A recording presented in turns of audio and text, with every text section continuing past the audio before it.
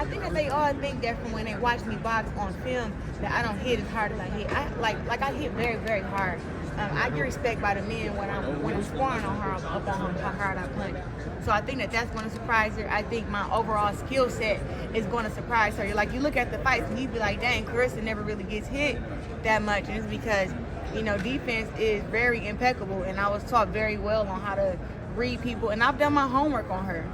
So whatever fight she feel like she can outfight me in, she's going to see that she can. You've already won champions in so many divisions, now looking to be the first ever 4-division champion as you look to win in the heavyweights. Just talk to me about just like if you get the job done tomorrow, when you look to get in the ring, like being a champion in 4 division is something no other woman boxer has gone through, and you've already made so many firsts. Like, what would that mean to you? So one, I'll be a 5-time division world champion tomorrow when I win, because it's for the light heavyweight WBO and the heavyweight WBC. So that's 2 different weight classes. So I'll be 5-time division world champion. And you got it right with the, I think I'll have 15 world titles. But with that, there's not many women who have that many divisions, but there is one who just comes to mind, and that's Vanessa Joanisse. She is 7-time division world champion.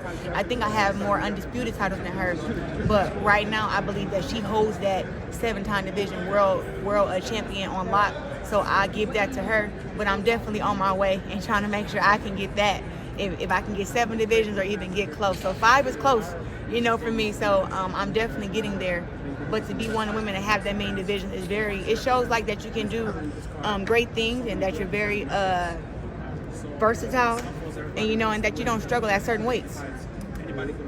And just how big of a challenge is this? Obviously, you know, you said Savannah Marshall is up there. You know, how would you kind of describe, you know, the challenge of, you know, the ambition of going to heavyweight, you know, securing the 2 belts with this opportunity? How big of a task is it for you? You know, someone who's accomplished a lot to make this jump.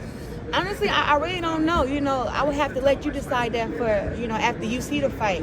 I know that she's going to come trying to apply her pressure and her size on me, and she's going to find out very, very fast that that's the wrong thing to do. And when she sees that, then we're going to see what all she can do, because from what I've seen, she cannot box around the ring. Her whole goal is to come and press out her opponents. Just press forward, press them back, get them on the ropes, punch them up to the face, punch them up to the body, you know, and she wants to put her will on somebody. She wants to try to break my will with that.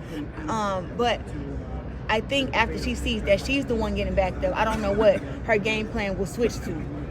And just last thing, there's Jaquan going onto the weight now, looking to make his pro fight. I mean, just like, how's that feel for you? Just, you know, he's 1 day away from making his pro debut, and now he seems like locked in right now. I'm super happy for Jaquan McElroy. I'm happy that T-Rex Promotions chose him as our first male fighter to sign. That's like my little brother. I've been knowing him since he was a little kid, like probably like 8 years old. So now to see him grow up now, and now he's went through the amateurs and he's won nationals there. Now he's turning pro. I'm just happy that I get to be right there with him and kind of guide him on his journey. And he's going to do very well tomorrow, and I look forward to seeing where he is in the next 3 years. Thank you so much for your time. Thank you. For sure. Okay. Hey, Shields, let me ask you What's up, now, man? everybody, how you doing? You all right? Yeah, I'm good. So everybody on live want to know, like, what motivates you? You know, you great like Floyd, right? And when you got it going on, you got the age, you got the money. What motivates you to continue to stay at the highest level? You know what? Honestly, I haven't accomplished everything that I want to accomplish. Like, people let others put their vision on them too much, and it's like, for me, it's all about my vision for me. You know what I'm saying? So it's like, for me, I got all the titles and undisputed championships and multiple weights, and I make millions of dollars now, but it's like, dang, I want to make 10 million. You know, I want to make 50 million. I want to have all the endorsements and sponsorships and be on the front of magazines. Like, I want that type of stuff. So for me, I think that my vision that I have is way bigger than what everybody else's vision is. So I don't let others put their vision on me, but that's what keeps me motivated, knowing that my big picture for me hasn't been, I haven't got it yet, but I'm knocking on the door, and I'm very, very close. All right, last question. Yep. They want to know, you might not want to tell it, but they want to know who you coming out with. Is you gonna have somebody that's bringing you out, or you gonna do your own song coming out? Me rapping myself, I was definitely one of my first options, but I'm getting rapped out by the great Dej Low. If you get your VIP tickets, you'll be able to get a picture with me and Dej Low.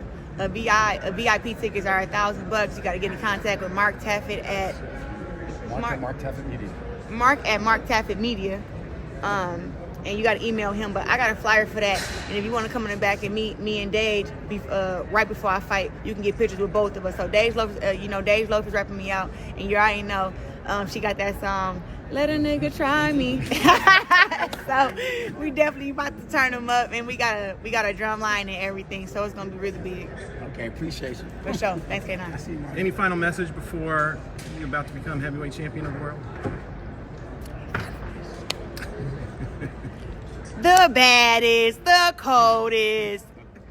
Nah, but on the real, I want to thank all of my supporters who flew from all over the world to come here and see me fight, to come here to Detroit. It means the world to me that they spent their money on flights, hotels, car rentals, and even tickets, So I'm just excited to perform and show y'all that you're doing a great job by supporting me, and I'm going to put on a great show for you. So shout out to everybody who supported me, everybody that's watching. Really pay attention.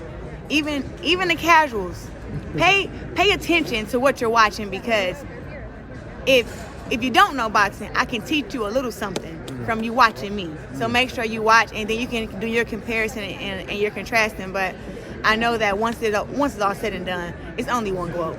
In your mind, does this put the pound for pound debate to rest, like Hey, men or women? It's always gonna be an opinion.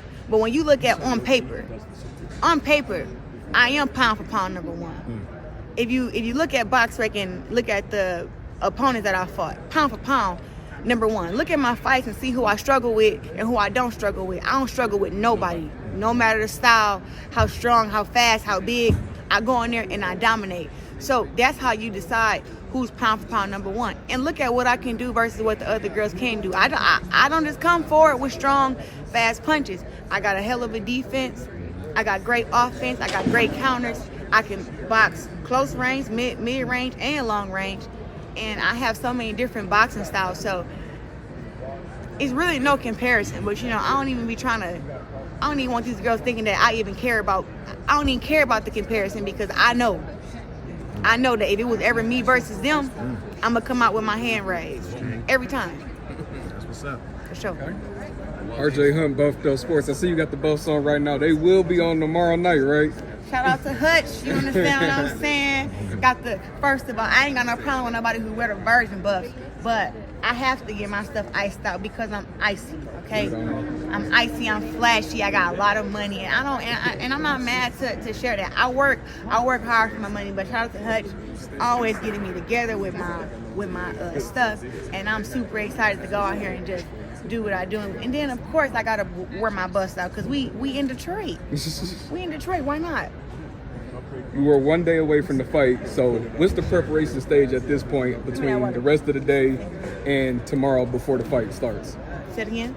What's the preparation like? We are a day away from the fight, so what's your mind, at this state, with the rest of the day and then tomorrow? Like, what's your preparation at this point?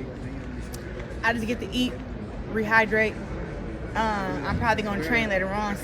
Some fights, it's a little secret, I be sparring the day of the fight, so I may spar tomorrow morning, and then I'll go into the ring and fight tomorrow night. So it all depends on how I feel. But actually, I feel really good right now. I ain't got no aches. I ain't got no, usually you go on the fights, you go on there 80%, something's hurt, something's wrong.